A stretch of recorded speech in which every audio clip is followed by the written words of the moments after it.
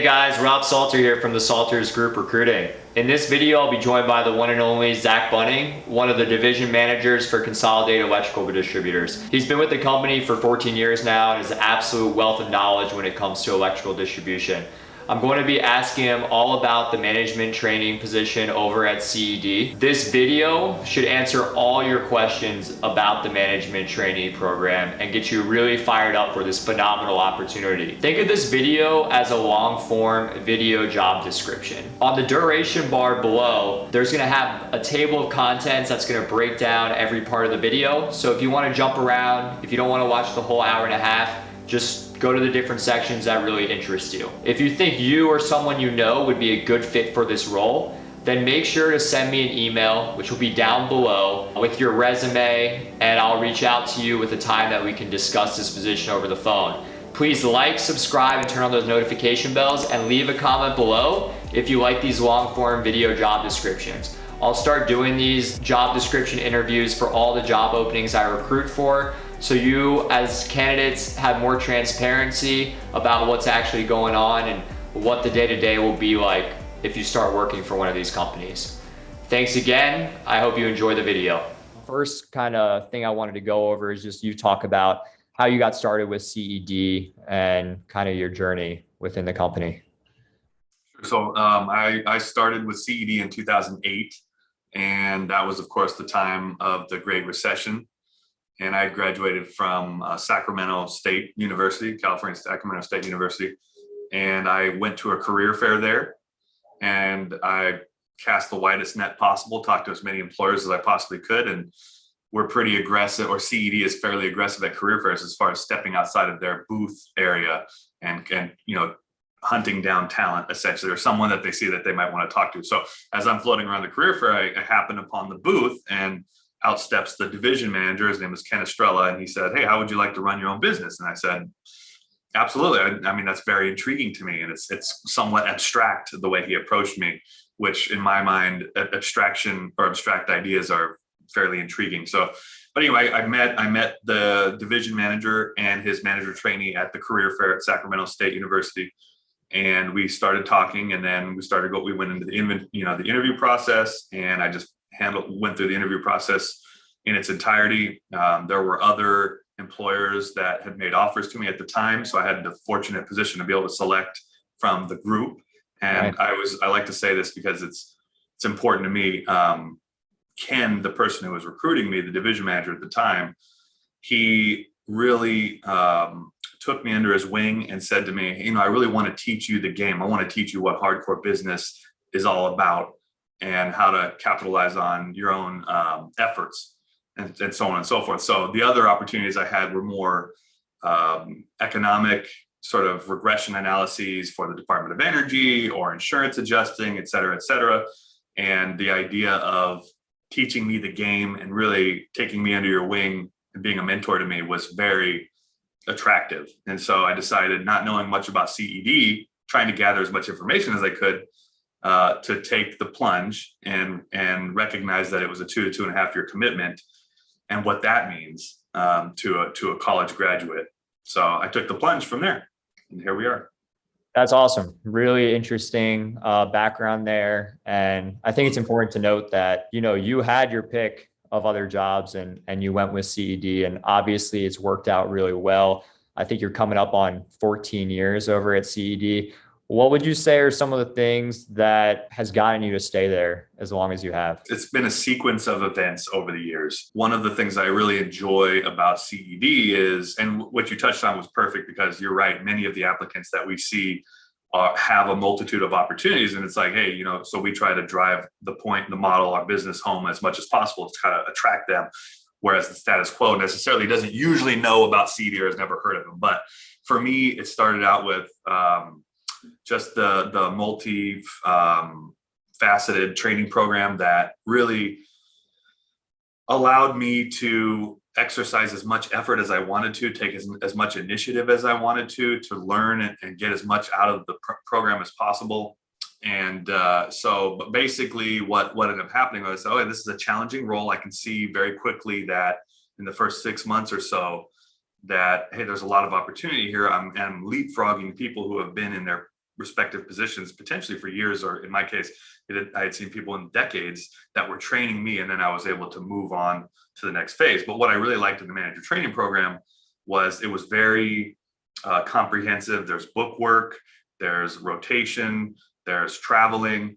And what I thoroughly enjoyed was the ability to highlight my own strengths and my own initiative and the efforts that I put in, and the return on that investment that I got in the form of people taking notice of me. I don't want to muddle this too much, but really the main strength of what I enjoyed, at least initially, about CED was the quantity of mentors that I had to deal with. Like there were so many mentors that I had access to. I mean, in the training program, you have the business manager that you're with locally every day, day in, day out, which I had a stellar business manager who was teaching me on the ground floor. And then I also had my division manager, the person who recruited me and really was trying to mentor me. And then I also had a training manager who had been with the company for several decades and was a very strong personality type person. So they all kind of took me under their wing. So really that's where it started. You know, as I started leapfrogging through these positions in the rotation, there was something that was the last phase is our outside sales phase. And that to me caused me quite a bit of anxiety or apprehension about what am I doing? Because the nature of the program is put you in that next position without a lot of information about what that is. But by virtue of you being in that position, you accrue a lot of experience very rapidly. And so that is an unusual thing as far as I was concerned, but that does a lot to build confidence and so on and so forth. So as I'm going into outside sales, I knew what the company was investing in a typical manager trainee from year to year. And I remember thinking like, okay, I have to at least make that back for the company. Like I have to return the company's investment that they're giving to me, because by this point, I recognized how strong the mentorship was, how strong the model of our business was, and some of the lucrative aspects of our business and the freedoms and responsibilities. And so when I went into outside sales, that first sales call I went on, I was sweating bullets for sure. Didn't know I was a salesperson. Kind of was wondering, how do I do this? I'm going to get rejected at the door. What am I doing? So I proceeded to go on these sales calls, and then just over time with tenacity and just continuing to show up and try to provide value, I started getting opportunities. And then this is against competitors who had been entrenched in some of these accounts for many years, if not decades as well. So starting to get some of the opportunities to either fix an error or quote a project or whatever, and then having some success at that, then that opportunity tends to snowball, and the contractor or customer or enterprise or government entity gives you more and more opportunities. And over time, I started realizing some success against these competitors that have been in the industry a long time. And that really awakened in me kind of the thrill of the hunt and the kill. Just knowing that, hey, with the tenacity, if I go on 30 sales calls, 20 of them are going to be bad, if I'm being honest with myself. But 10 of them, there's going to be an opportunity. And that's what I need to focus on. That was something that I didn't understand going into outside sales. But like I said, in outside sales, kind of that awakened that thrill of sales in me. And then if I can continue, as a manager of my first profit center, our brick and mortar locations, we have our profit sharing model, which I'm sure we'll probably end up talking about, but if not, that's okay. But in the managerial role there, we have our profit sharing model where once a year, on top of your regular earnings, you get paid a bonus based specifically on that individual business and how you as the profit center manager and your team performed. And it didn't have anything to do with any other location that was near you. And so if me and my team performed really well, we reaped the rewards from that. Kind of as if to say you're a business owner, for lack of a better way of looking at it. And so what really caused me to have another epiphany as kind of into that leadership role was, I remember the second or third year of my management, I was able to hand out these checks that were more than anyone in that business had ever earned before by far.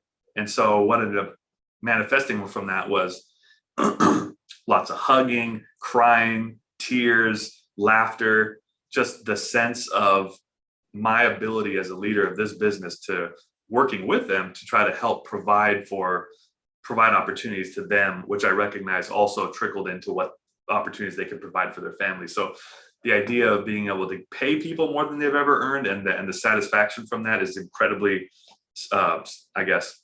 potent.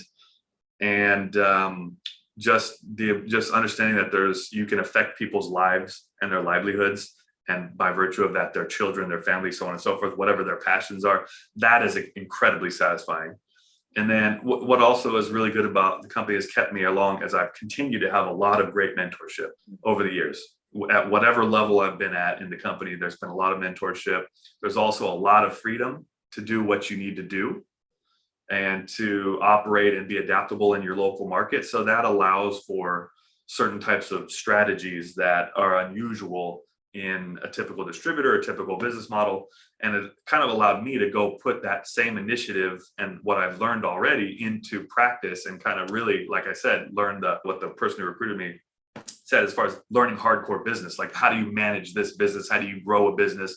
I didn't have a lot of, hindrances above me and or any kind of the reins being pulled back outside of some typical checks and balances that you would expect from a very large, sophisticated company. But that ability to have that freedom I had to orient that business and grow that business and just take the initiative that's kept me going all these years. We'll unpack a lot of that, some of the stuff that you went over in terms of the different outside sales and the different, how they break things up in the program. We'll go through each one individually. Some of the key takeaways that I took from that were just, how many companies are out there where you can come in and after 2 years get an opportunity to have an effect on your, in your case, a branch manager, a profit center, where you can make people's lives different, like make people cry and hug because their families' lives are changed forever. I don't think there's too many, and a company of your size that does, $8 billion of annual revenue. If you look at other companies that are that size, I can really only think of if you joined like a startup, could you have that kind of effect? And it's probably still, if you joined a startup, that probably is going to go towards, the president of the company or the person who started it. So I think it's really important to notice that, like, you started with the company 14 years ago, but this company has over 75 years of history. And, the potential candidates that are watching this video, they can have that same effect too. And that same effect will be able to be had in 25 years, 50 years, as long as CED is a company, because it's just built into their model. And then the other thing that I thought was really big to touch on again is that mentorship that CED brings you in because they see you as being able to be trainable, they trust you. And during that time, even when you're interviewing, you're going to be interviewing with people who are very high up in the company that have tons of responsibility or are managing very large territories that are also going to be your mentors. So you can see during that interview process, because it is a lengthy interview process, you're going to see if you mesh well with those people, if these people are going to be good mentors for you. And also you have the opportunity, like you said, there's a trainee manager, there's a profit center manager, there's a division manager. So you have 3 different mentors who are going to each give you different perspectives. They've been through the management trainee program.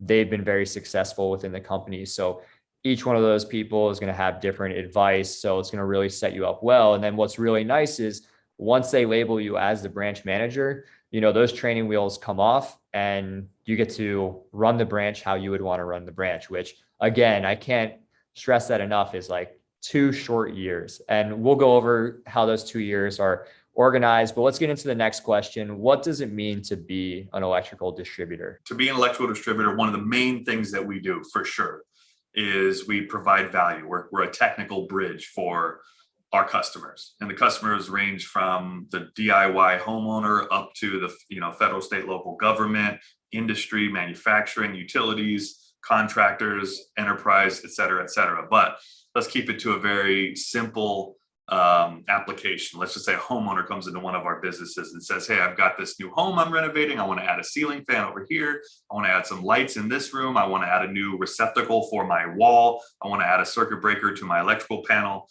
et cetera, et cetera.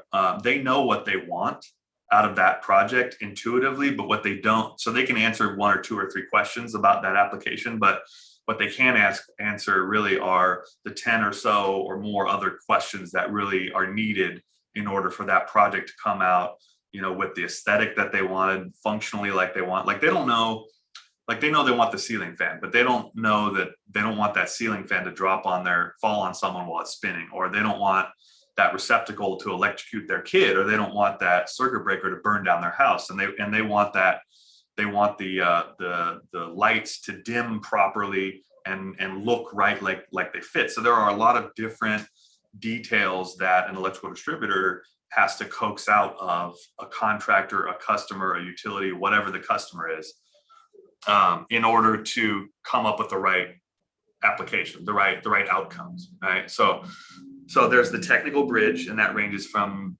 very simple to very sophisticated sorts of applications.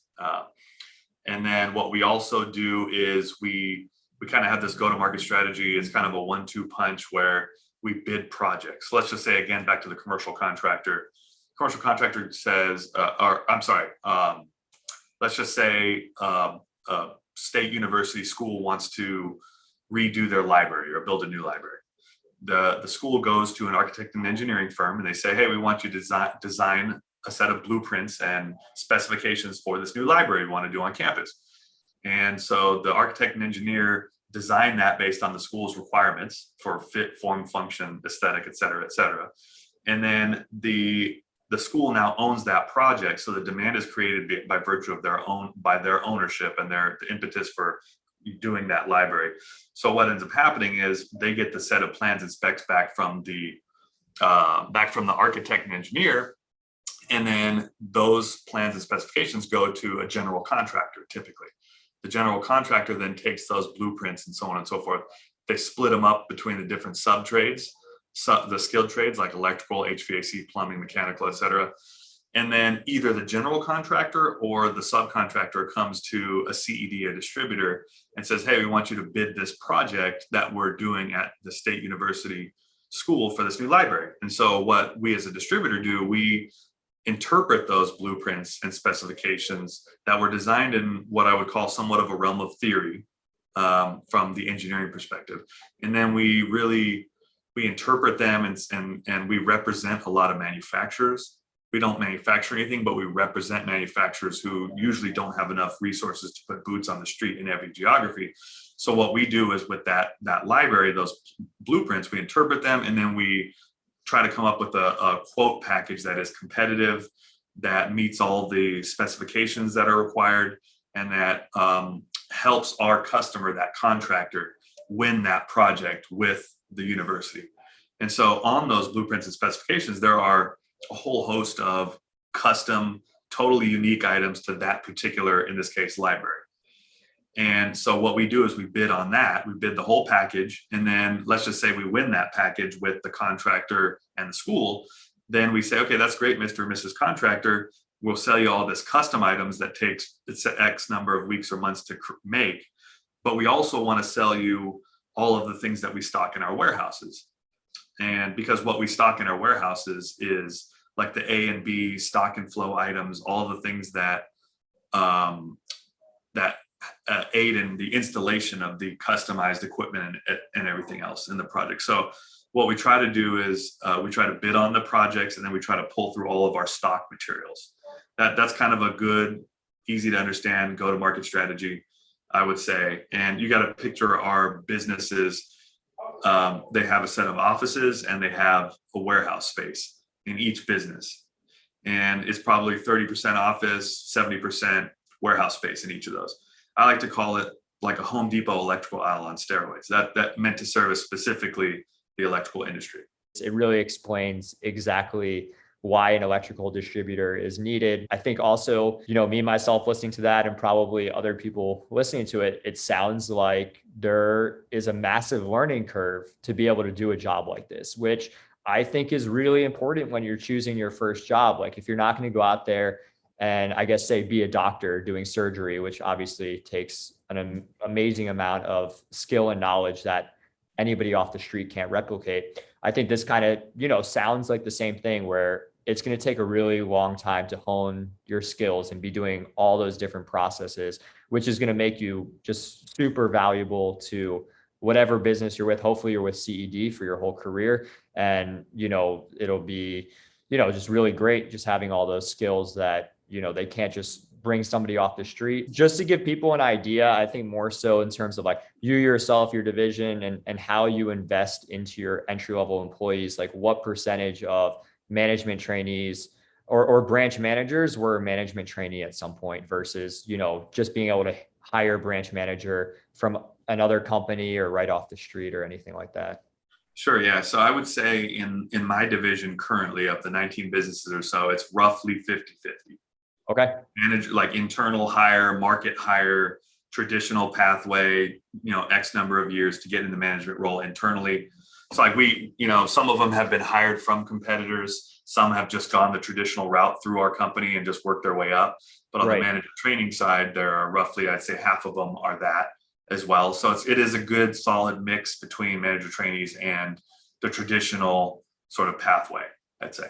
So what would you say CED's competitive advantages over other electrical distributors? So it comes down to our business model. We have a typical business model is top down, someone remote telling you what to stock, who to sell to, what to sell it for, lots of kind of red tape and things that are, not really necessarily someone who's within that market making those decisions. But CED's business model is kind of the reverse of that. It's kind of turned on its ear, whereas everything in the company is meant to support that manager endeavoring in their local market.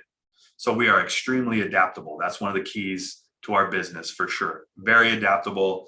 It's what I would call an economically speaking, a principal agent gap where, if someone's remote, they don't really have the insight into that local market. But if someone remote is making those decisions, but when someone is in the market making the decisions and has a lot of freedom and has been invested in heavily and trained heavily, they have the ability to adapt to their local market, capture the low hanging fruit. And also something that we find very effective is our ability to really form and build our business around our customers.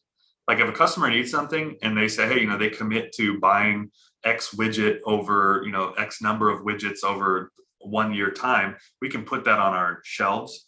If it's a special order, we can do it instantly. We can basically adapt our stock and our business structure to our customer. And so that is one of those things that customers greatly appreciate. Now, our competitors, many of them are kind of a hub and spoke type model for those familiar with that type of thing, where there's a large distribution hub, and then they have large logistics sort of systems that allow for, hey, the material gets transferred the next day or the next couple of days or whatever. And a lot of times that's not just in time. That's not just in time for contractors or customers. So we have the ability to, like I said, put material on the shelf and keep it there for our customers for whenever they need it, rather than just having a, kind of a homogeneous sort of product offering and not having a lot of adaptability to that. So the model really, again, that local adaptability is huge to be competitive for us. And then also our training program and our hiring standards are very high. And so the training program, it's a significant investment for CED to throw out there.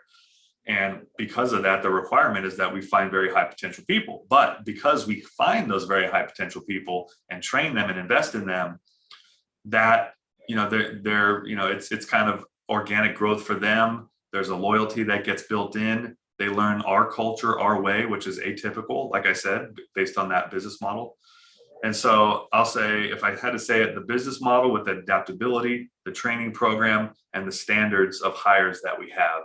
And then also, it's hard to comment on ethics and integrity outside of the company, but everything I like to comment on, I'll always tell an applicant, hey, weigh what I'm saying against the fabric of high ethics and high integrity, because our owners, I'm just speculating here, but I've heard them say, we're not really necessarily concerned about making more money. We're mostly concerned about our reputation, understanding how easily that's lost. And so that right there, that high ethics, high integrity is the paramount aspect in the company. And then from there, the business model takes hold, and it's a very advanced business model, way ahead of its time when it came out.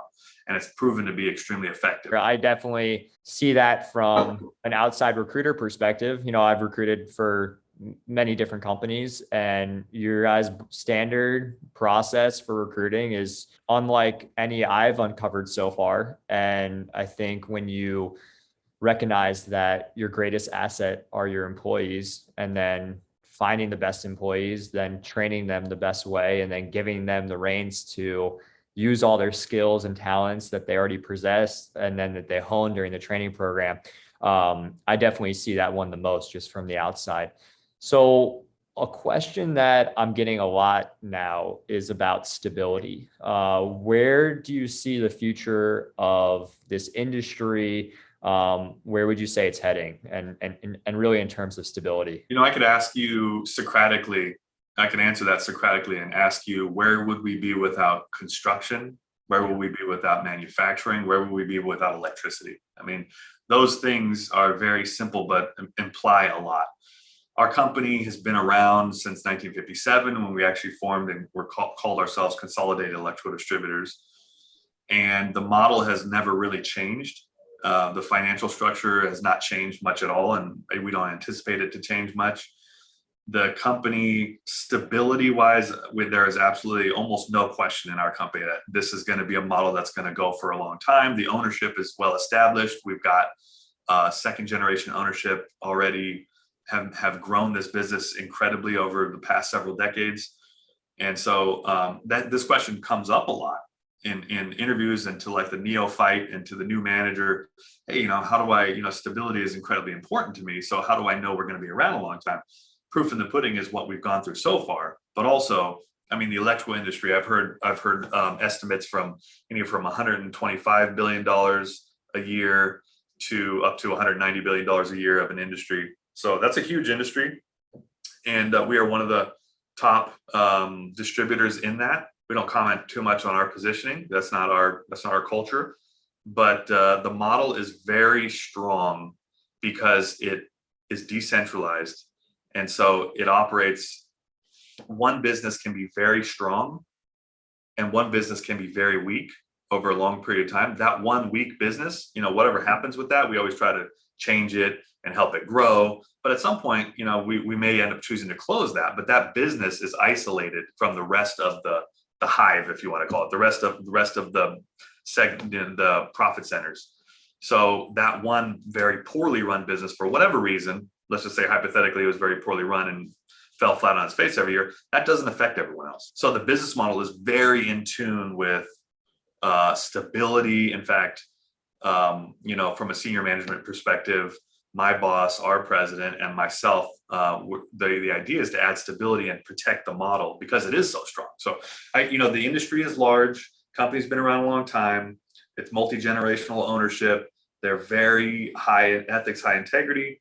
The reputation is paramount. All of those things go together to hopefully allow for people to understand that there is a lot of stability here. In fact, I'm an opportunist. I didn't really say that when I was talking about what brought me to CED, but I was explicit in saying, hey, I'm an opportunist, but nothing has been able to attract me away from the company just because of the stability factor. Like I said, the leadership factor, the mentorship, the business model is so advanced. So anyway, hopefully I really would love to impress upon people that solvency is never going to be an issue for CED. We're not going anywhere. We continue to grow through acquisitions and startups, and that's not going to change, I don't think.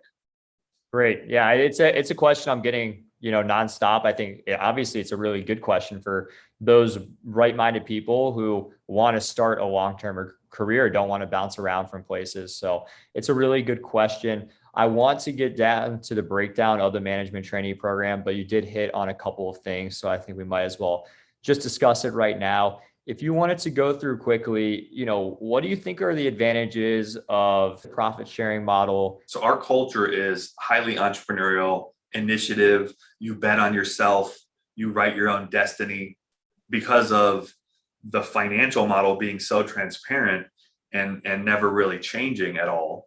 That we know from a business manager perspective, if you're in the chair in the profit center management position, you have access to all of your financials. So you can see your profit and loss statement, your general ledger, purchase journal, et cetera, et cetera. You have access to everything.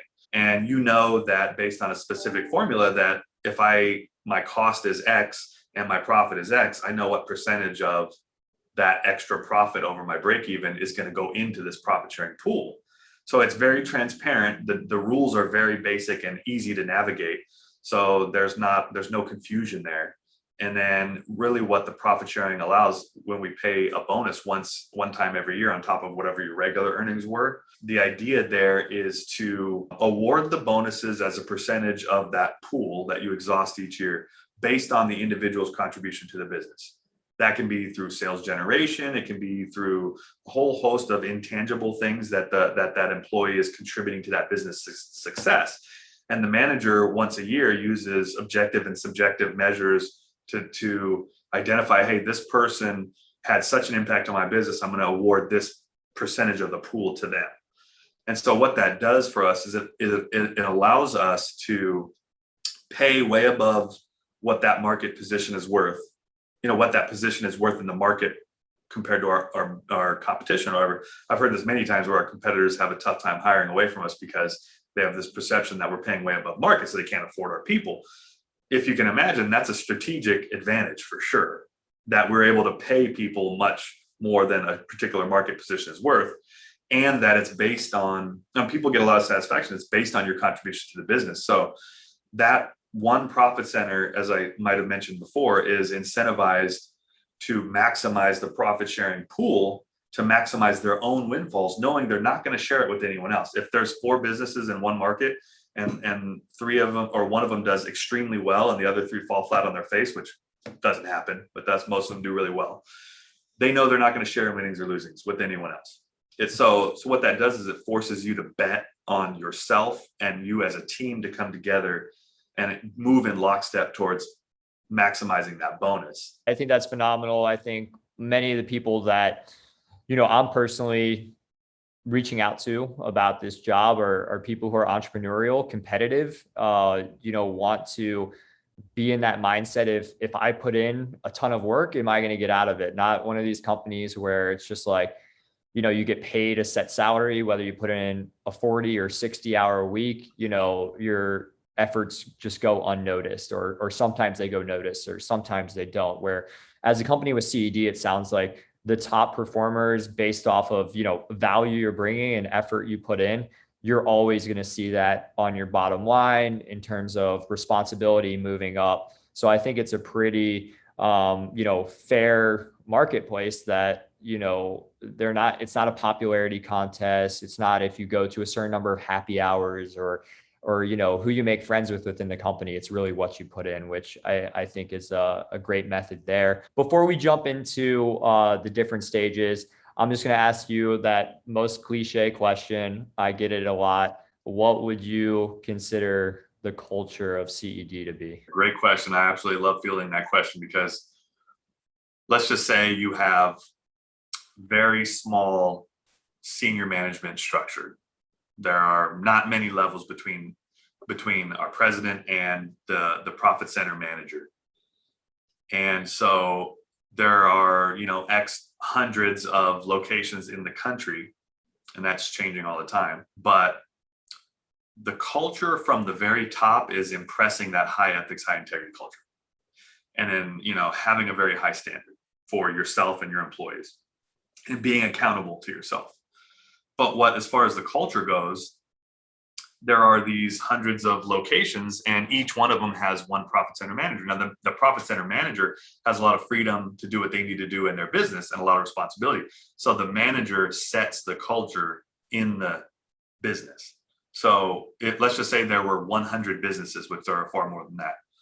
But that would mean we would have 100 different cultures because each of those businesses has its own culture. So this is why I like fielding this.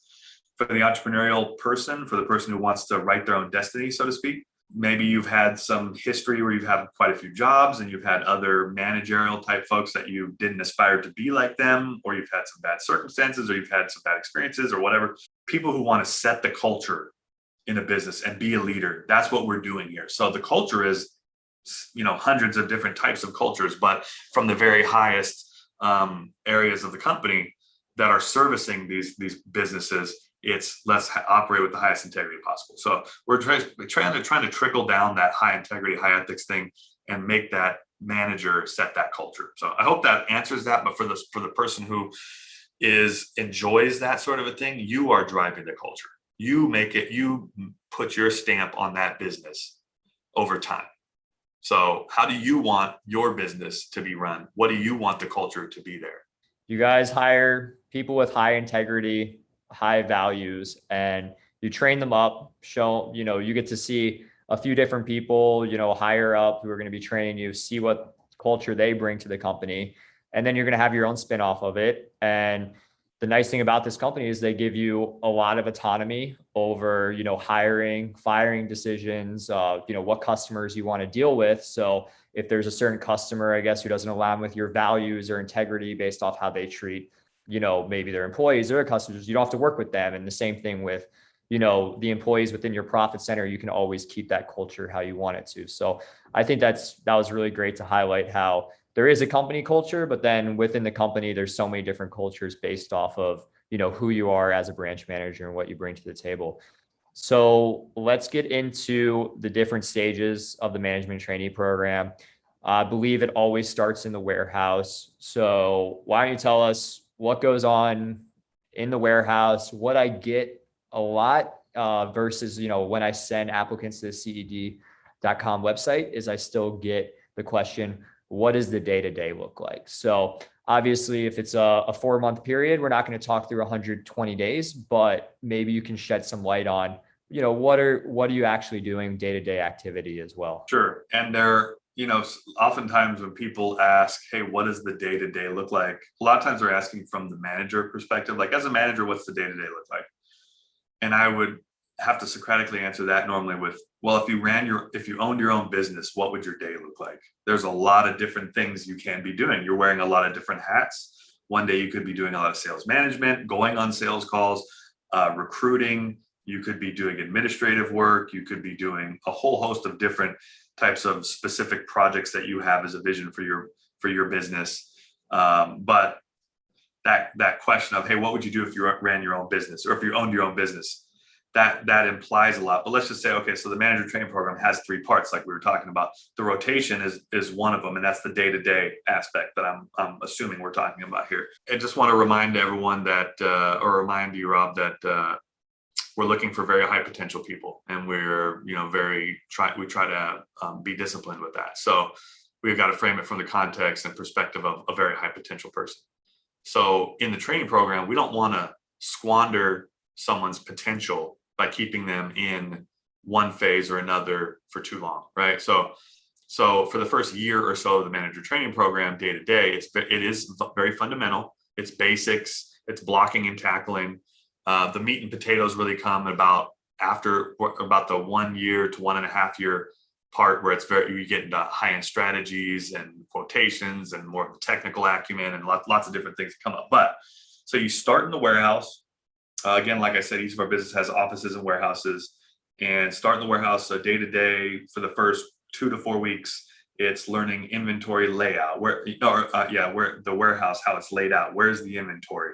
Accompanying a driver on some deliveries to get an understanding of what's the geographic makeup of your territory, and what does a job site look like? What does a customer's facility look like? Et cetera, et cetera. Very basic. But what I should say is, the rotation has a few designs to it. One is you want to get experience in all the different roles that you're going to be managing, right? So you want to have experience in each of that to be empathetic with it, to understand what are the policies and procedures that back it up, to understand also how to train someone else on it. And then to also, at the end of the day, when you become a manager, you want to know how to allocate those resources, kind of as if to say you were playing a game of chess. So that is the overarching goal. But day to day, so the first, like I said, month or so in the warehouse, very basic inventory layout, warehouse logistics, customer geographic base, filling orders, going on accompanying deliveries. Would you say there's a certain type of person that gets weeded out, the fact that there is a warehouse and there is warehouse training? Would you say this is a job for like, let's say people have the intangibles, they're entrepreneurial, they're competitive. Is there still maybe this is a subset, an industry that's not for everybody, because there is 70% of the office space is a warehouse. Do you want to touch into that at all in terms of like that character, or do you think, you've seen people that you wouldn't expect them to thrive in a warehouse and they just did? Many, many times I've been surprised at what the varying backgrounds and different, personality types, how it's kind of like, I'm not sure how they'll do in the program. And then they end up surprising you. And it's like, wow, they excelled in some area where it was almost like a blinder that I had. I had no idea that you would be so good at this. And I'm learning from you too. But yeah, everyone has their different flavor of what they see their career being. I'll say this, the electrical industry, most parts of it are not very sexy, like, some of the other opportunities that are out there. And what I try to portray in the interview phase and with applicants is trying to coax out a little more of that longer term vision, because the training program is, for all intents and purposes, a stepping stone. It's an opportunity for you to get what we would consider a real world master's degree by virtue of all the parts of it. But yeah, there are certainly people that's like, you get the sense like they weren't really feeling the warehouse part of it. And so they had never seen themselves in a warehouse or whatever. But I would say for the vast majority, people are very open-minded. Like I always tell people, like, hey, if you were at a career fair and you had 100 employers in that room and you polled all those employers and you said, hey, would you ever have expected to end up in this company, in this industry, in this position? 99% would say I had no idea, but yet they're happy. They're there recruiting. So that to me means there's a lot of good opportunity out there. And basically, if most people landed in an unexpected career, then just keep your mind open to opportunities. And that's what I'm trying to portray. But there are certainly people who are like, who may think that's beneath them, which that's a pet peeve of mine. To think that something is beneath you in general, that's a pet peeve of mine. So we don't really want that type of a mentality in the company, because that's not going to do very well to ingratiate the people as they're leapfrogging them, and so that they give them all of that experience. Yeah, there's the warehouse, and there will always be the warehouse. And so the manager should stay connected to that aspect of their business. But I mean, to me, we're in a blue collar, white collar industry. So there are both aspects of that. So for someone who wants to keep their mind open and gather a lot of experience in multiple different modes of business and different categories or demographics of society, then this is a good opportunity. But absolutely, people get turned off by the warehouse. I think too, just from speaking to other branch managers, and would like for you to speak on this as well, is for every phase that you go through, and even just taking it to the warehouse, I've spoken to many managers, because a lot of the profit centers, if people might be imagining, $8 billion company. Every single profit center has 200 people. That's not the case at all. But I could definitely see that misconception, because CED is such a large company. And what I'm getting at is that I've talked to many branch managers. They pick up the phone, I'm asking them about an applicant, and one of their delivery drivers is down for the day, or they have to get an order out before whatever the next day because it's a deadline.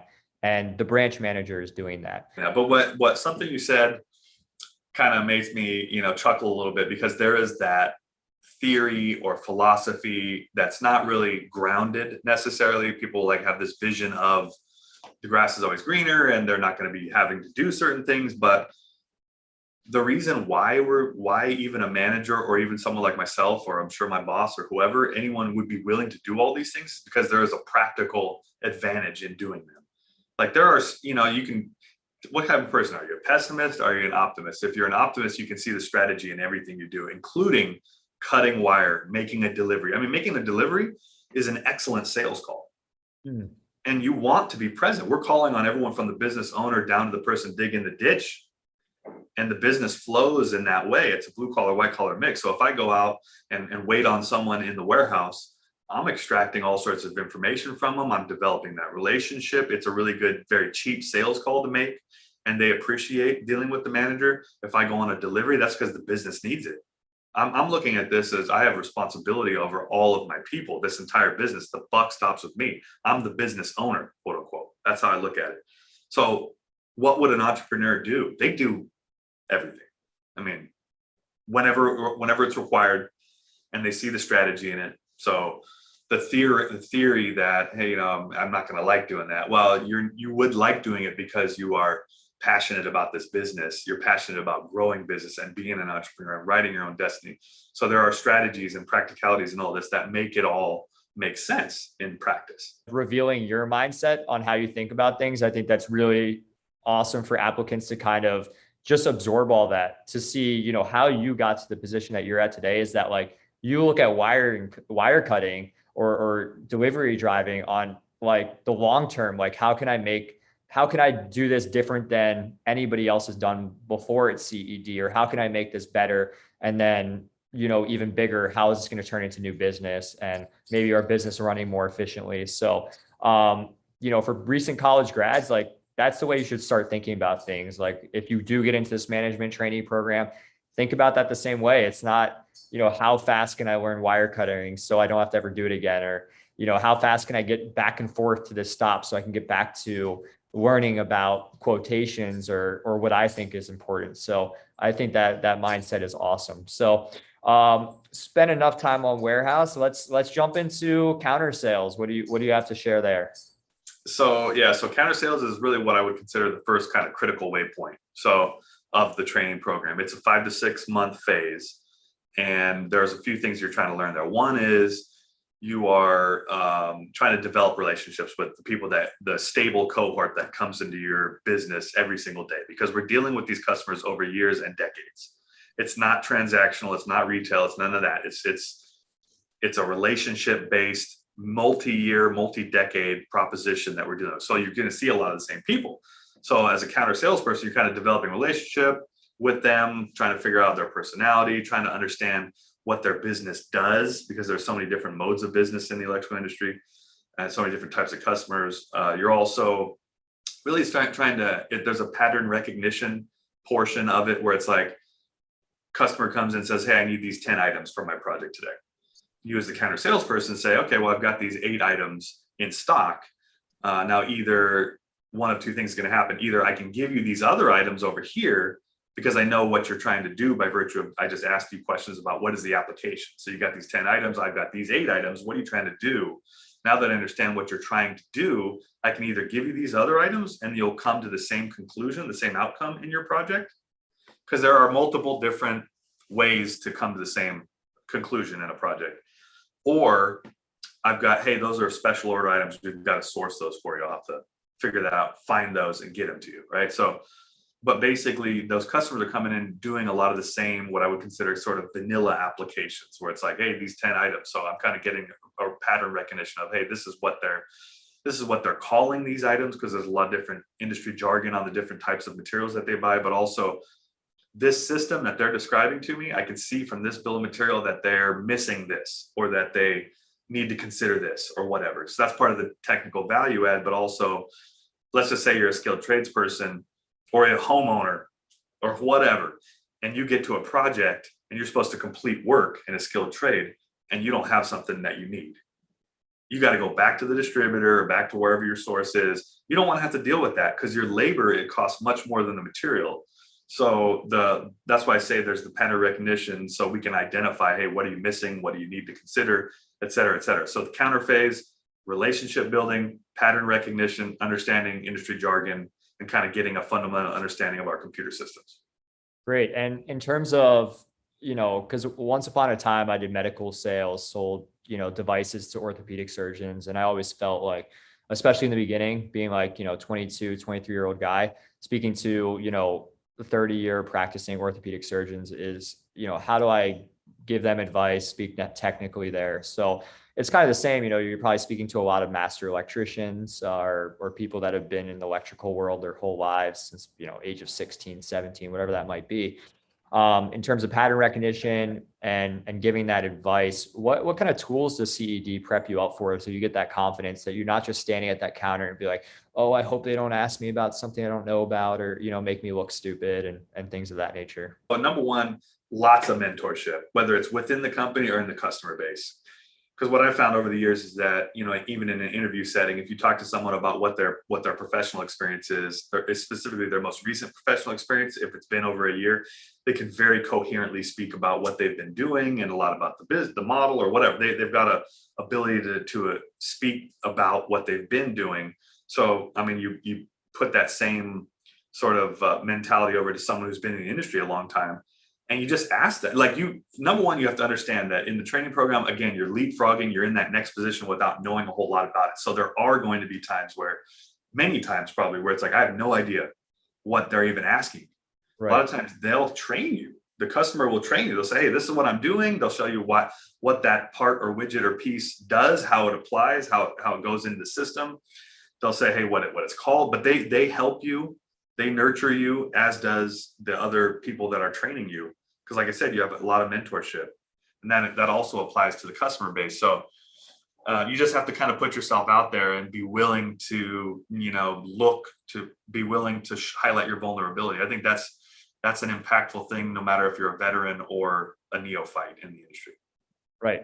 So that's great. It sounds like CED, they expect their trainees to make mistakes, make a lot of mistakes, or maybe you wouldn't even call it mistake, but just a lot of learning opportunities where you don't know the right answer and you learn right on the job, which is. Yeah. And I want to say too, because one of the parts of the training program is this electrical products education course, or EPIC for short. It's this bookwork coursework that takes roughly 15 months or so to complete.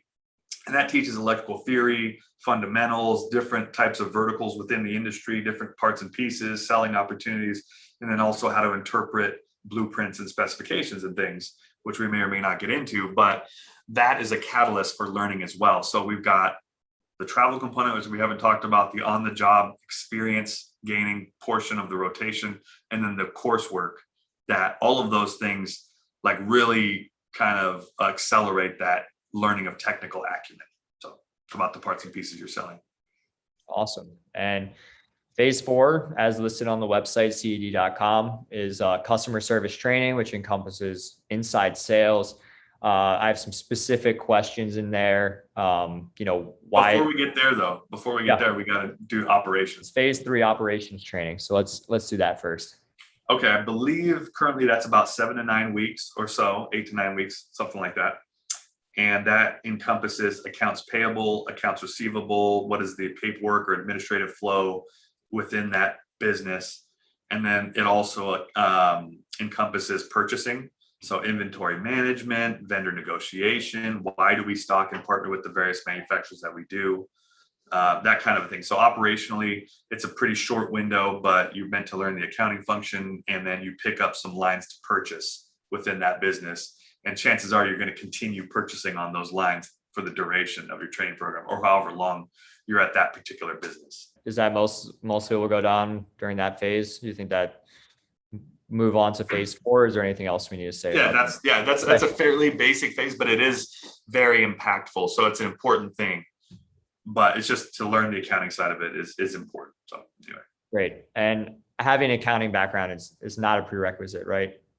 Not a prerequisite. Being a high potential person is the prereq, and that manifests in many different ways for sure.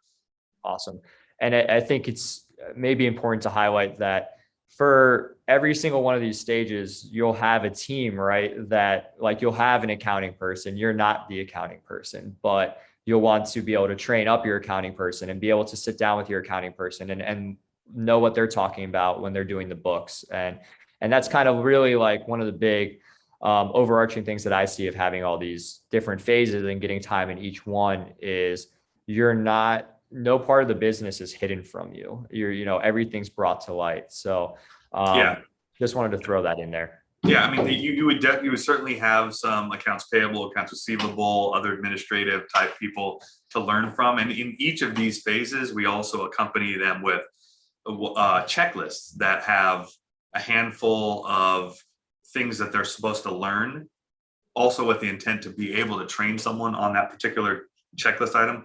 Each of those items usually has a policy that's associated with it that the trainee needs to learn and read through. And then also, so we want to make sure that they've learned all of these different things in each phase. And accounting is no different than that for sure. And that's kind of one of those things. It's a barometer or a very objective way of figuring out, hey, is this person ready to move to that next phase? We also look at it ahead of time, say, hey, is your checklist complete? How do you feel? Do you need more information? Is there one particular part or a couple parts where we need to really focus on and give you more experience with? So there are a lot of different hurdles along the way and benchmarks where it's like, all right, I understand, I've been learning from this person. Objectively, I understand how well I've proceeded, et cetera, et cetera. And then there's the mentorship that goes on top of that. So yeah, phase 4, customer service training. Starting with inside sales, what is that all about? I would consider that this to be the second critical waypoint in the training program, which is this customer service, which encompasses inside sales, project management, quotations, sourcing of material. But in inside sales, I kind of, try to simply put it as it's somewhat of the quarterback role within the profit center, within the business, in that it's dealing with the warehouse, it's dealing with management, it's dealing with outside sales, it's dealing with all different aspects of the business. But basically, in inside sales and customer service, you're handling more of that call-in business. You're learning more technically how to quote and interpret these blueprints and plans. You're learning where, like, one of the really strong things about CED relative to our competition is that we're very, very good at sourcing material. We don't have a hub to draw from and a set list of products that we can get. We can get anything we need to. That's one of the really strong things that we can get. We can do whatever we need to do as long as it's legal, ethical, and makes business sense, of course. But so in inside sales, again, you're learning more how to interpret blueprints and plans, what strategies to employ with quoting projects, which is really where the meat and potatoes and very engaging aspects of what it is we're doing come into play. And then you're also, developing relationships with more of that, the manufacturers and agents that we deal with from day to day, learning where to get things, et cetera, et cetera. But the project management side of it is also important. So let's just say we won that library at that school state, or we win a project. Oftentimes those materials from our manufacturers take weeks or months to produce. And in a given project, you want to operate on a certain cadence in order for it to be completed in a certain amount of time frame, like a construction project. So if the project's supposed to go 6 months and it takes 12 weeks for the material to be manufactured by the manufacturer, then we need to account for that and do releasing and understand what is the cadence of that project. But basically, again, back to sourcing, quotations, project management, and dealing with everyone in the business. That does answer it. And my question, and it might be obvious, but it sounds like for project management, CED, from when you guys quote the job, win new business, you're there for the entire duration until, let's say, the library is constructed. You're not just dumping off materials day one, and then it's like, hey, this is what you guys ordered, call us up the next time you need to do some business. Yeah, these are daily business. There's a lot to do on a given construction project, and you can't, in practicality, you can't just dump a bunch of stuff over there on a job site and then and have that expectation be that's all you're ever going to do. No, there's a lot of deliveries over a lot of different timeframes in these projects. Okay, so kind of that sales process for like a new customer is electrical contractor calls up, they say, well, kind of run us through it. What would be, let's say it's an electrical contractor that maybe you haven't done business with in a very long time, or they're brand new, they call up. What does that kind of process look like from start to finish, would you say? From the inside or just in general? Just the inside. So, I mean, we've got, all of our customers for the most part have credit terms with us. So okay. They've already been vetted by our credit department and they're set up on, whatever kind of terms that we have. There's a lot of different types of credit terms that we can set people up on depending on their credit worthiness and so on and so forth. But let's just assume that the customer already has an account with us, but they haven't done business with us for a while. I'm not really sure how to describe it. It's just that like each distributor stocks different and represents different manufacturers. So on a given project, if a contractor hasn't done business with us for a long time, usually that would mean, from my perspective, that they've got other relationships with other distributors. So sometimes that manifests in, I don't want to give too much information here, but like, let's just say we represent a certain manufacturer and their current distributor doesn't, because we're exclusive with that manufacturer. Then they would come to us for that. They would say, hey, Mr. or Mrs. Inside Salesperson, I've got this project coming up, or I need X material, or can you quote me on a project, or do you guys have this in stock? And then, from there on out, it's like, hey, okay, yeah, you have got a good account standing. I'm going to do whatever your request is. If you've done an inside sales job before, or maybe your idea of an inside sales job, say it like a software sales company where it's just handling inbound leads, just making sure this person, meets their little criteria before sending them off to an account executive. It's not like this here. The inside sales it's a very important position. They have very in-depth knowledge about CED, the product knowledge, reading blueprints, quoting.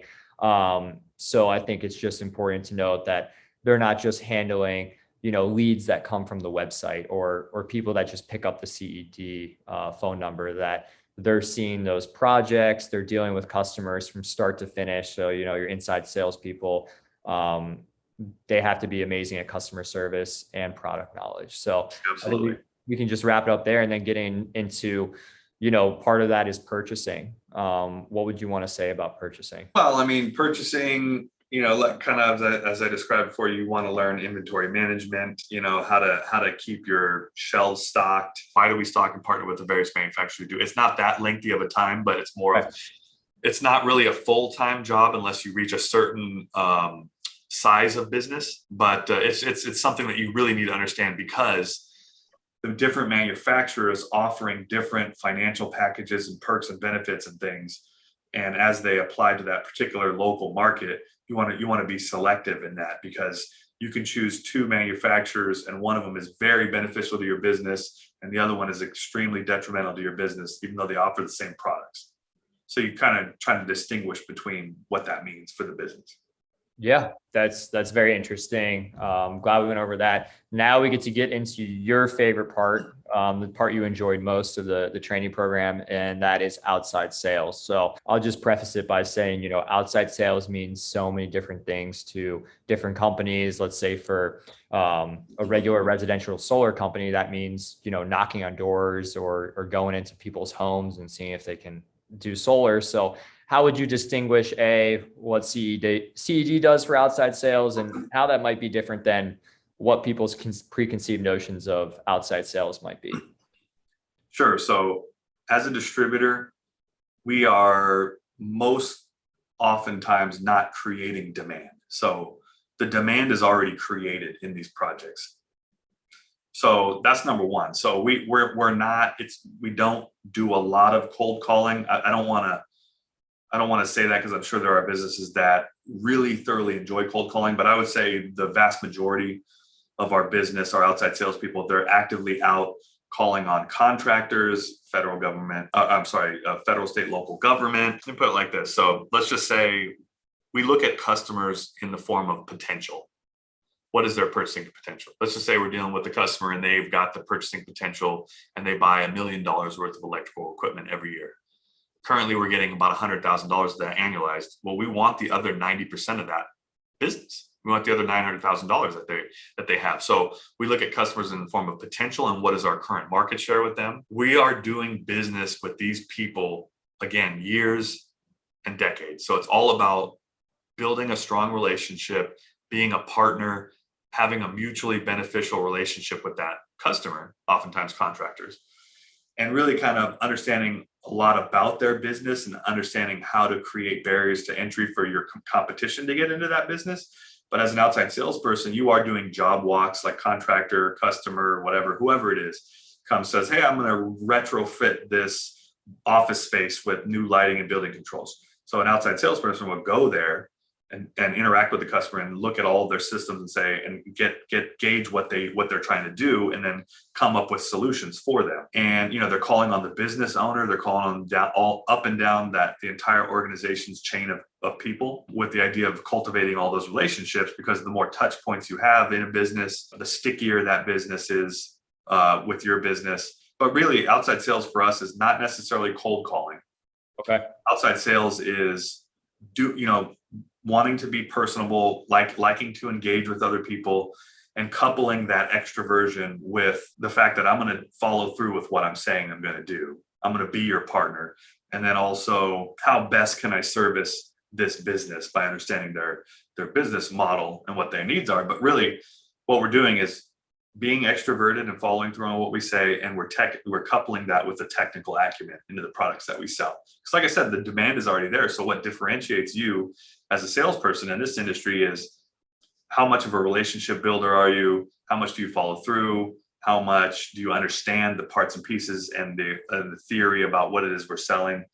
Because a contractor, for example, wants to know that someone understands what it is that they're being sold. Like if you have a project, and oftentimes you'll see a set of blueprints and it's like, okay, I'm bidding this project as an outside salesperson in conjunction with my quotes department or my inside sales.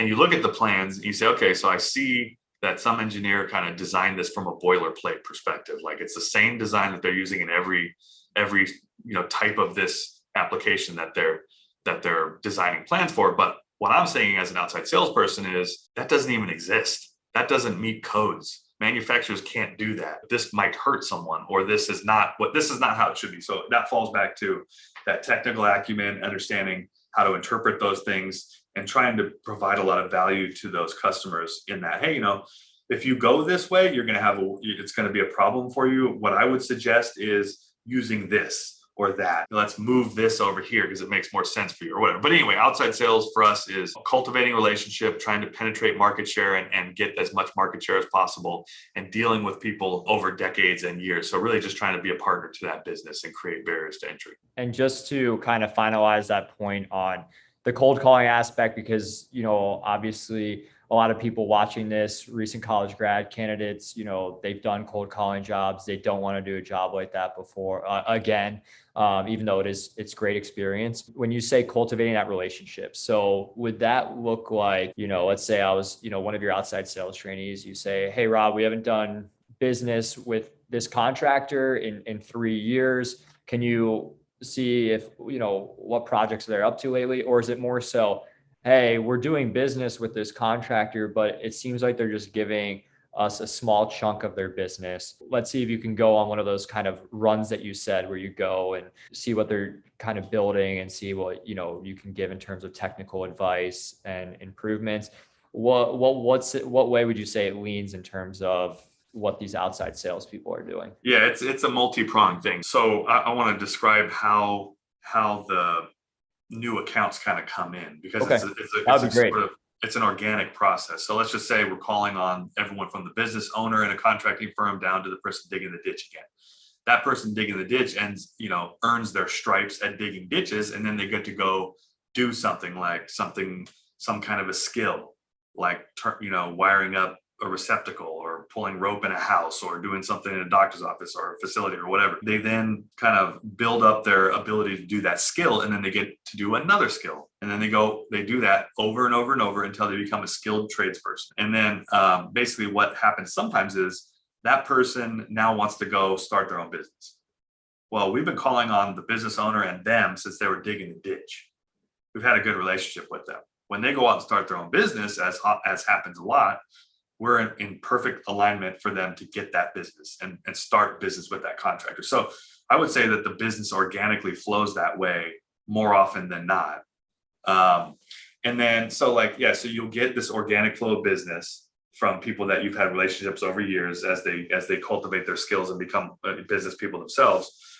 But you're also you can look to your top 20% of your customers do 80% of your business or whatever, right? The 80-20 rule. Right.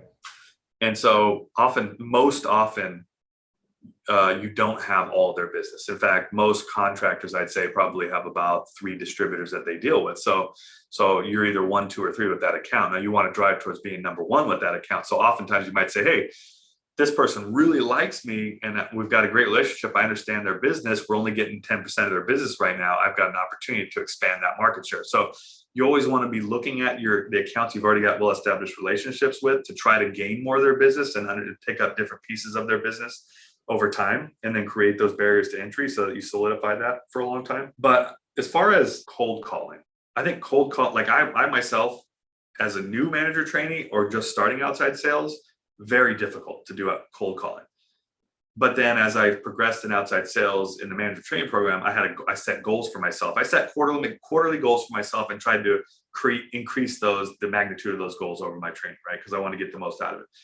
And so one of my goals manifested in the second quarter of outside sales, where I was like, all right, maybe on my routes, I'm going to start looking for other contractors or other customers that are close geographically to where I'm already calling on. And then, as my technical knowledge, and experience calling on these customers advanced and progressed, I felt more and more confident about what I was selling. So it's so much easier to talk about what you're confident, what you understand. So it's very, very easy for me now to go into a contractor or a customer facility or whatever and just start saying, hey, where do you get your materials? It looks like you have X number of people, so you probably do X number of business. Are we good?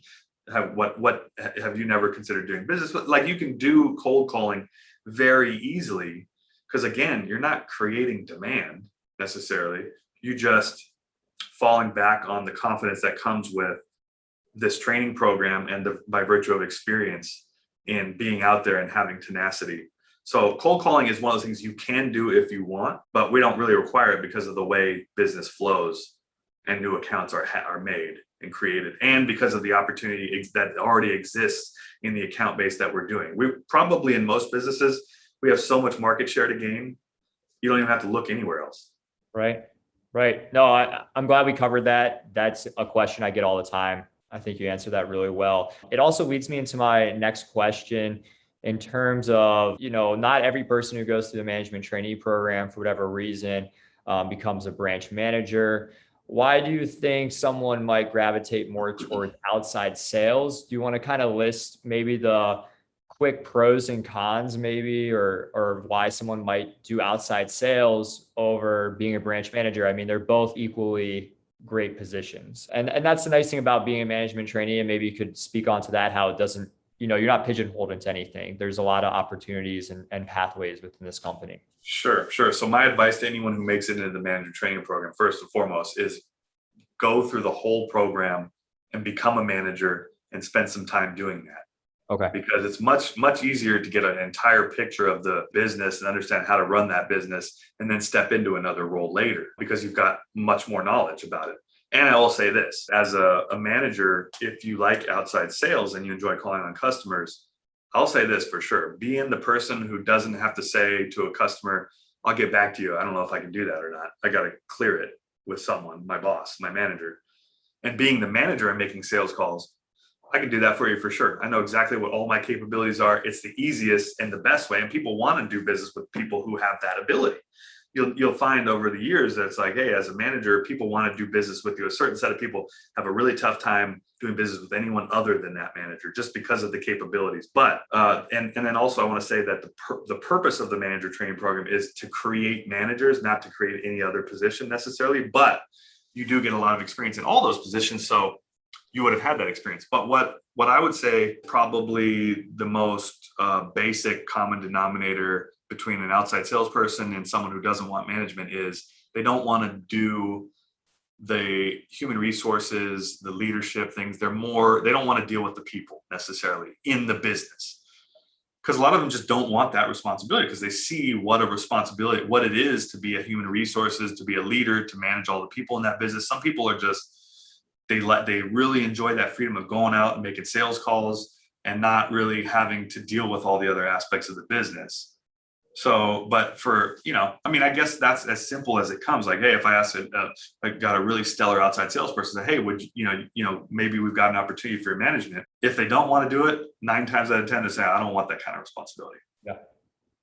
That's what it comes down to. Do you like being on your own and making your own sales calls and doing all that? Or do you like doing a whole host of other things that also involve managing people and recruiting and doing all the other business needs that are there? So, and the only thing I could probably tack onto that is, you discussing the relocation portion, and maybe that could also be another benefit of, if someone gets scared away by what you say about the relocation, then maybe that sales trainee opportunity and going into outside sales might be a better fit, because my understanding is you can kind of stay in the location you want to be at and be an outside salesperson there forever. If you know that you're a salesperson, and I run into people like that all the time, where it's like, hey, I don't want anything else. I just want to be a salesperson. People that have never really been in sales, but maybe are in school or have some little bit of professional experience, that kind of thing.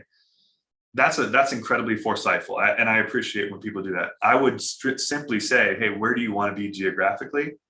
Let's go through all the interview process. And then if you want to be a salesperson, let's put you in the sales training program.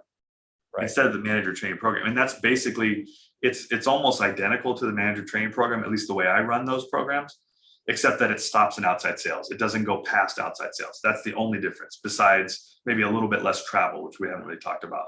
Less travel as far as training in the manager training program. But if someone wants to be a sales trainee, that's because they want to be in a particular area and they don't want managerial role, and we have a program for that. So that's totally fine. And what kind of relocation could you expect as a management trainee, and then getting that promotion to branch manager, and then maybe even throughout your career, just to kind of paint the picture? In any interview, I'll ask, are you geographically restricted in any way? And I don't necessarily need to know why, but people usually are pretty forthcoming on that. And people have a lot of different reasons of why they would be restricted to a certain area. So a lot of times they would say, no, I'm not geographically restricted, in which case I would ask them, hey, where would you prefer to be? If you want to be in Des Moines, Iowa, I'm in California. If you want to be in Des Moines, Iowa, I'll put you there. If you want to be in San Diego, I'll put you there. My sole interest is in developing talent, right? I mean, acquiring talent. The idea behind relocation within the manager training program is because we have all these different flavors of business in different segments of the market, that we want to get the manager trainee exposed to all different types of business. So where in like one business maybe have a lot of kind of quote unquote at bats for counter sales, like you've got a strong counter business, a lot of people are coming through all the time. So that's a location, as long as it has a great manager, that's a location where we would want to train someone in that phase. But then let's just say they don't really have a strong project management or inside sales or outside sales. They don't really have the capability of putting someone in outside sales because the market's just not there for whatever reason. Then we want you to see multiple types of businesses. That's the main thing, because there are so many different ways to scale a business and to manage a business and to go to market. It's important that you, as a high potential person who's open to writing their own destiny, that in that entrepreneurial sense, get as much exposure to different types of business as possible, I'll say. Now, myself, as a manager trainee, I experienced a few different businesses. I never really had to move. In California, it's a lot easier to not necessarily require a move. But I'll say this too, it's written into our policy that when we ask someone to move somewhere, that we pay for that move. And we take care of that for them. But the idea is essentially you get exposure to different types of business. And then, I'll say this. So when I ask people, are you geographically restricted? And then later on in the training program, I'll start to get like maybe 3 to 6 months in outside sales, which is roughly a year-long program. I'll start to ask them, hey, where do you want to be? Like, we always keep the lines of communication open, and we try to best to facilitate where they kind of want to be. But in the interest of, are you geographically restricted, or are you totally open to go where the opportunity is? This is where the entrepreneurial parts comes in, where it's like, hey, are you willing to chase opportunity? That's what entrepreneurialism is in my mind, in many ways. So when you say, I don't want to go, or I'm limiting my ability to move to a certain area or outside of this one geographic area that you're electing to be in, you're really minimizing the number of opportunities that you have exposure to. Myself, I was in Sacramento for my entire training, and then I was proposed a business in the Central Valley of California, and that was completely unexpected to me. I didn't even know where this city was. I said, is that in California? I don't even know. So I went down and looked at the business. You have a thorough conversation. You get to see the business. You look at the financials. You talk with the division manager about what that business's mode of attack is, what market it's servicing, the financial health of it, what are the challenges. You can kind of say like, hey, this is good for me, or I'm not really too interested in that opportunity for these reasons or whatever. And then you can move on from there. But for me, in my experience, had I not taken that opportunity, it was an opportunity I couldn't refuse. I would have been a fool to refuse, I should say. I was given a stellar opportunity in an area that I did not expect. And I will say this, for anyone looking for any job in any company, as long as it's a good company, ask yourself, what can I do for this company? How can I sacrifice of myself for this company? Because that type of thing is usually reciprocated and rewarded. And for me personally, this first opportunity I had, very lucrative, lots of great benefits to it, totally unexpected. Had I not been willing to go there, I might not have, had this same experience that I've had and be as passionate about this business. So the relocation is, like I said, about getting exposure And then the more relocatable you are, the wider, the larger the number of opportunities you have. But CED is not just going to say, hey, you're in California, you're in Northern California, we want to send you to, some place that's too remote where you're like, I don't even know where this is or whatever. We try to talk to you about where do you want to be. And we try to facilitate that because we have so much opportunity around and about. It's not very transparent where these opportunities are because we don't want to give too much information up because things change all the time. But there is a ton of opportunity in the industry. We may or may not get to that later, but I would love to describe what that is, why that is later. But Do you want to just talk about that now, the opportunity in the industry? sure. So the way I perceive it, there was probably about 10 or 15 years where there wasn't a lot of ingress into the electrical industry, whether it's skilled tradespeople, distributors, or whatever. And I think a lot of that went to like the whole tech boom. It went to the startup, the paradigm of startups and things. And there were other, medical sales, a lot of stuff started really exploding at these times. But anyway, so there was this time where there was not a lot of people coming into the industry. Mm-hmm. And then flash forward to now where we've got more people coming in, but we've also got a large segment of baby boomers that are set to retire. And when they vacate their opportunities, they could have a very large business, it could be very well established. When they leave that creates a vacuum. We've got to give someone else an opportunity. Let's just say you're running baby boomers running a $50 million business and they leave that business. Then we might give that to someone who's had success at a $25 million business, and that creates a ratcheting effect. So now their position's open. So we've got all these baby boomers retiring. There was a time where there wasn't that many people coming into the industry. So talent is somewhat of a scarcity issue with us. So what that should spell for the potential candidate is there's a lot of opportunity coming up. There are, there's a lot of retirements coming up. And for someone who wants to get in on the ground floor and get in early, there's a greater chance that you'll be put into a larger position earlier on, relatively speaking, than you might have in an industry that was totally saturated with talent. So, because there are a lot of industries that are completely saturated, super competitive, but if you had the opportunity, because I know startups are very intriguing to a lot of people, if you had the opportunity to kind of get in on the ground floor, this is what we're talking about here. I mean, that's really huge to point out because it seems like in this day and age, with how people talk and are so interconnected, it seems like there's a few positions that are so highly coveted that all the talent thinks they have to have that position. And there's no other way to have an amazing career and make a really good living. And especially because, why would you ever hear about electrical distribution? It's just not, like you said, a sexy industry, promoted that much. So I think that's really important to point out, and it kind of leads me to my next question, which I'm sure is pretty obvious at this point, but might as well go over it. As a manager, and this is something that I think is important for candidates to think about when they're getting a job. Like, you could get a job as an account executive for one of these software companies, a very highly sought after position, and you're running the same 45-minute demo day after day, pretty much handling the same objectives. But you can make, 200,000, 250,000, maybe even more per year. But something you got to ask yourself is, do you want that monotony? So I guess my question is, as a branch manager, is your day-to-day, is it pretty much like Groundhog Day? You're just doing the same thing over again? Or would you say a lot of days, each day in a week is completely different from the day before? What kind of variety do you think you have as a branch manager?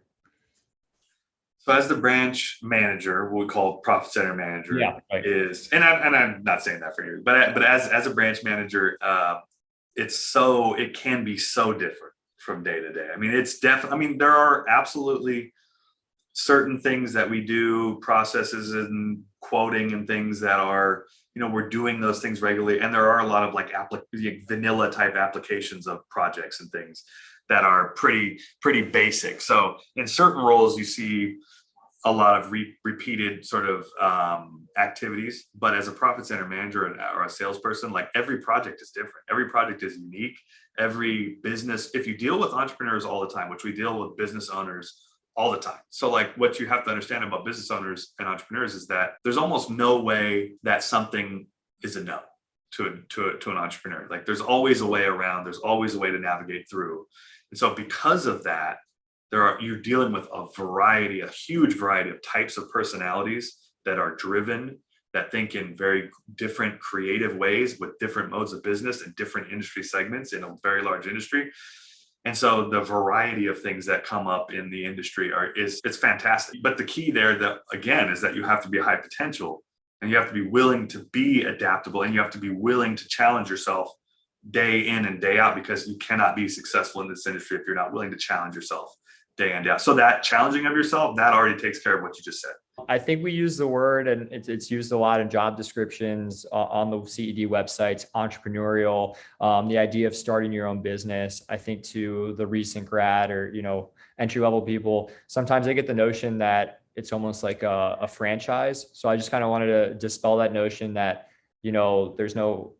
there's no financial obligation, right? This isn't a franchise. It's more so those words are used, kind of loosely.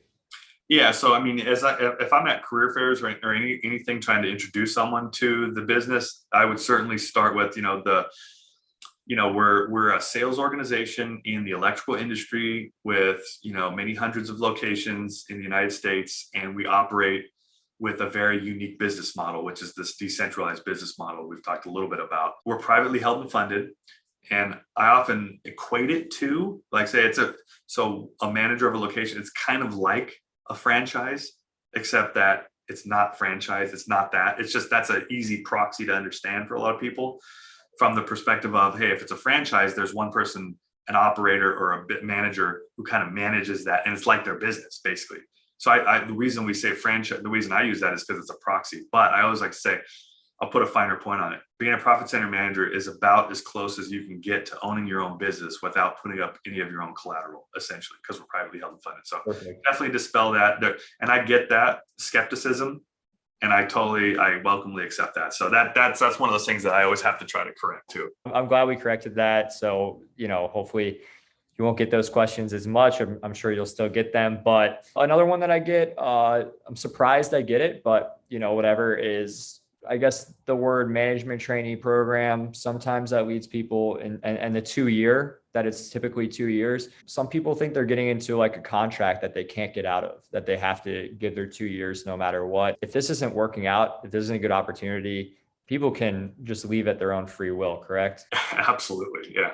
In fact, I've never heard that concern. Maybe no one's articulated that to me. Okay. But 100%. Absolutely. I mean, there's no contract, there's no commitment. I mean, the commitment is your own professional commitment, of course, right. But yeah, there's nothing like that. Great. Yeah, I get it. So I should say we're an at-will employer, and that goes both ways. So, okay, perfect. At this point, I think we've gone through the training program, CED, very thoroughly. I was going to go over some questions with you that could just kind of provide some value to people watching this video from an interviewing standpoint. But before that, is there anything else you wanted to kind of close out the management trainee program, anything that we didn't cover at this point? I really just wanted to convey that the manager training program is a 2 to 2.5 year program. And it's that way for a reason. For sure, there's so much to learn. And the idea is, the carrot at the end of the road, when you graduate this program, we call it a real world master's for a reason. But when you graduate this program, you are running a multi-million-dollar business. A lot of people that I run into, they can't say that. I mean, like, legitimately, I'm running this business. I mean, it's not my business, and I've got that safety net, which is incredibly important. But I also realize the financial benefit and many other benefits of being that business manager. So like, I guess I just really want to say that, what other opportunity will allow you to run a multi-million-dollar business within the space of 2 years? You have the ability to grow a business almost unconstrained to whatever your level of ambition is. But I'll say this, not many opportunities out there that I come in contact, and I know a lot of other employers on the career trail, the recruiting trail, that they just don't offer this type of opportunity. It's very strong opportunity. And the other thing is, my caveat is, it takes a while. It's a high potential person that we try to hire. Right. And so what that means for the person, it's a celebratory thing for me to get to the point of offering someone, for sure. It's such a great thing. But along that road comes a lot of close calls and comes a lot of rejection. just is what it is. But for those people who make it through, you can have the utmost confidence that I am completely confident that you will be happy doing this, and that you have the capability, horsepower, and everything, character and personality, that we will be totally confident in you, that you have the ability, because our hiring standards are so high. But anyway, I just fall back to that question: how many other opportunities allow for you running your basically like your own multi-million-dollar business, in such a short time frame? On top of that, what would you say? Because, candidates, they're interviewing at other jobs, maybe they have offers in hand, whatever. How long would you say CED's interview process typically is, so they can kind of know from when they first speak to you on the phone to hopefully getting that offer letter? Sure. So whenever I get an applicant, first thing I do is try to figure out, all right, what's the closest time frame that we can interview. And usually, if I can do it in person, that's great. If we've got to start it on the phone, that's totally fine. We can also do virtual, but there starts with an interview. It's usually, for mine, it's usually about an hour, hour and a half. And then from there, I'm trying to decide, do we move someone on to the second phase, which is this assessment battery that we administer. I get that profile and I look at your background, your credentials, everything you've told me in the interview setting, everything you're telling us in this assessment battery setting, to try to figure out, are there any other lingering questions that I have about this person that I so far like for this position, but I'm constrained based on my hiring standards. And then usually how that manifests is, all right, there's one or two or three questions that I really need to drill down on the candidate. Like, hey, there's a potential deficit here. I need to talk to you about that, and ask you a lot of questions in kind of like a second interview setting. So for me, it's usually one interview to start. Do we pass them on to the testing and the assessment battery? And then assuming they do that, and then I get all that information, I look at it, I really try to focus on it and give everyone apples to apples comparison and a fair comparison. And then followed by a second interview where I kind of drill down. Oftentimes that's a lunch interview, or I fly you up, I fly down, we go visit, whatever. And then that's usually it. It proceeds to offer stage for me personally. Now, I will say this, since we're so decentralized, another division manager somewhere or another manager somewhere can do it a different way.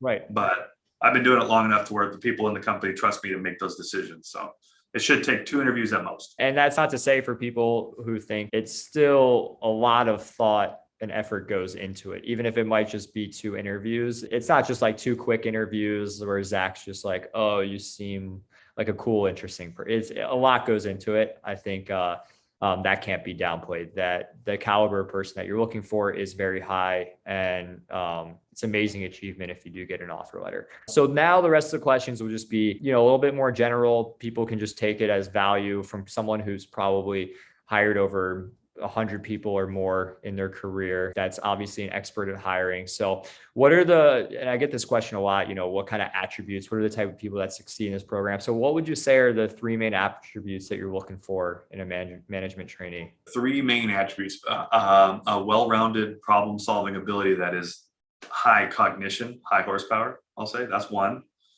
Number 2 would be someone who has kind of the sales personality, which in my estimation, that's someone who is equally warm and assertive in good proportion, someone who can manage pressure appropriately, someone who is a perfectionist, someone who's a group affiliated person, creative, and they do the right thing. They're conscientious, essentially. So that type of personality is what I'm looking for. Someone who's highly extroverted in that, of course. And then as far as like a third one, someone who really has either thought, I'd love to run my own business, or someone who really feels the value in writing their own destiny and betting on themselves. That entrepreneurial spirit. That's what I'm looking for. That kind of leads into the next question. For, candidates who might be watching this that just started their senior year, or maybe even junior year, let's say they have 1 to 2 years more potential work experience they could get while still in college before getting interviewed for the management trainee process. What kind of experience would you like to see that would stand out on their resume the most? I like a healthy mix of extracurriculars and some professional experience in sales, because like the first thing is, we're a sales organization. Always. That's always going to be my first question. How do you feel about sales and relationship-based sales specifically? So I want to see some of that sales experience, customer service type experience, maybe some extracurricular type stuff. But I will say this: we have a summer internship program as well. Right. And the point of that is to convert, is to get a kind of a low pressure look at, you get look in the company and we get a look at you. And then the summer intern is essentially the same type of a person as the manager trainee is, or the sales trainee. They're all the same type of person. So you could, like I always look at internships like, let me find something that I don't like. Let me identify if this is something that I don't like. Back to that, people don't expect to end up in the career or the position they're in or whatever. So there's a lot of opportunity out there. So an internship would be great for us. I do enjoy seeing people with internships, if at all possible. That always stands out to me. And I've hired interns that were freshmen. And so it's just a rarity that you see freshmen on the recruiting trail, Yeah. in that setting. But if you get out there early enough, you start networking early enough. This is something I didn't know in college and I kind of regret it a little bit, but it's very impressive to see people who are out casting a wide net in career fair settings or reaching out to employers and that kind of thing. But like I said, some internship or professional / sales or customer service type experience, but I'll take any type of experience. It can be technical, doesn't matter. I just want to see that one of the things that's really hard to identify in an interview setting is work ethic. Yeah. And so if there are things on your resume that translates into leadership ability and work ethic that can highlight that, and longevity in work, if at all possible, then those are very potent things for me to see. I know in my experience, it's always tough when I start asking candidates about their experience, and all they can say as to why they're a good fit is because they did X, Y, and Z in their coursework, within their major. And obviously it's great what you majored in. You put a lot of time and effort in there. But for me, I think that really fails to really impress me when, you don't have an internship or sales experience. Obviously, do some extracurriculars on campus. That's how you can get some leadership opportunities. But yeah, if you're really in that place where you have 1 to 2 years left, some sales experience, apply to CED's internship, all that good stuff that Zach said. So like you were saying, you do some phone interviews. What would you say are 1 to 3 of the biggest mistakes you're seeing on phone interviews? My number one thing maybe not 1 or 2 thing that I advocate to student organizations, faculty, career center students, whenever I'm trying to build up confidence in a student body or whatever, to go out and hit the recruiting trail.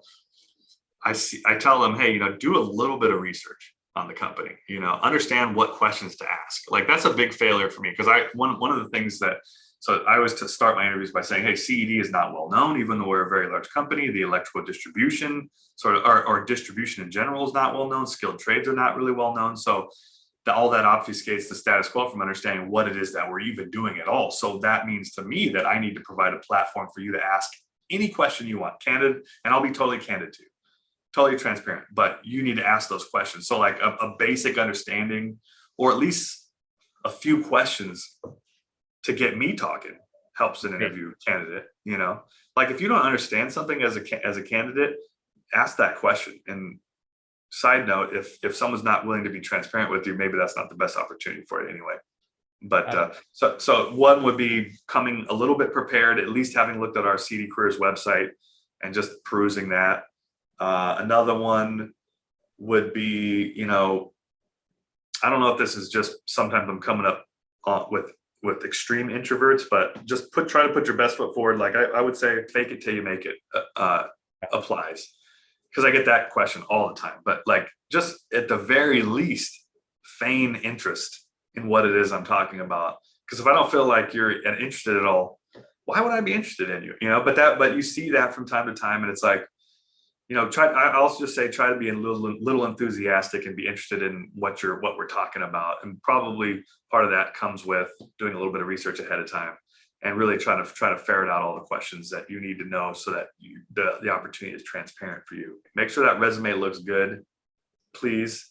Like if it's riddled with syntax and grammar and other errors, that's not a good look for you in general. One of the big ones that you were saying at the end was enthusiasm. Obviously, hiring managers, they're typically not just interviewing you. So if you're not going to show enthusiasm, show that you want to be there, they have to do a lot of the same spiel, over and over again. So it's nice when they get someone that's super interested, kind of breaks up monotony on their end. So just kind of understand that. I think also showing appreciation that usually the person that you're interviewing with, they have a very successful career. So you should kind of be, almost honored in a sense to be on that interview with them.